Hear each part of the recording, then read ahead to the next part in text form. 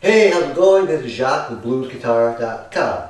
Today I'm going to show you a way that you can embellish your blues progressions when you're playing your basic shuffle. Because although it's great to play your shuffle like that, which is kind of a standard shuffle, you can embellish it by throwing in some chords to make it sound a little more sophisticated, maybe a little more gospel-y. This kind of reminds me of something that you would hear Robin Ford do, or something like a Herbie Hancock type of phrasing with the chords, of course. And what you're going to do is pretty simple. You're just going to learn three shapes here. In the key of G, you're going to have a shape here, a little triad. All I'm doing is I'm playing 1, 3, and 5. Interval, the first, the third, and the fifth. So this is G. Then I'm moving it up to this shape, which is just the first finger on the 5th fret on the D string, the G, and the B.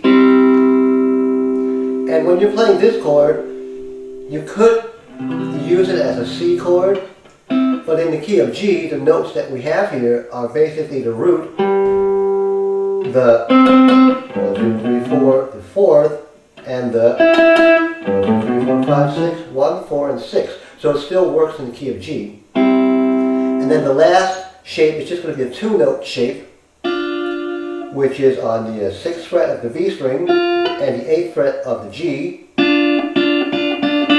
And the notes that we have here, we have the 7th of the G and the 5th of the G. So this is kind of a mini 7th chord, although it's not a full triad, but it would work as a 7th.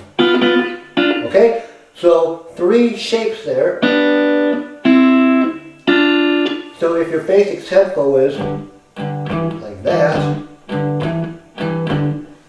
with the chords,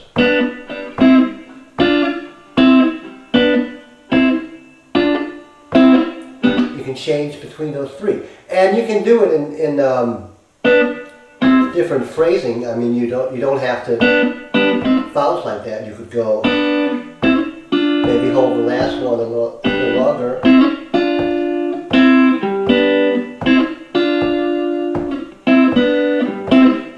The great thing about this is you can move it. So in the key of G, the next chord would be the 4 chord, the C, and you can take the exact same shape up there. Back to G. And the last chord, of course, the 5 chord, the D, up here. And then back to G. A very easy chord movement, and the great thing is you can also use it for building your solos. And